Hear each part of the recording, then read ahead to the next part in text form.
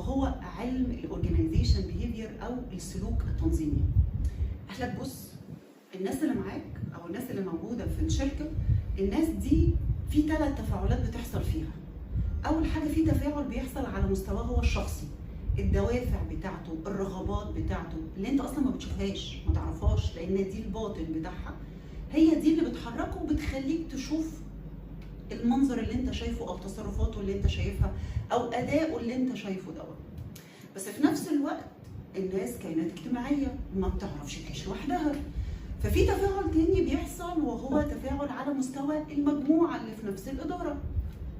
طب الناس دي بتتفاعل مع بعض ازاي؟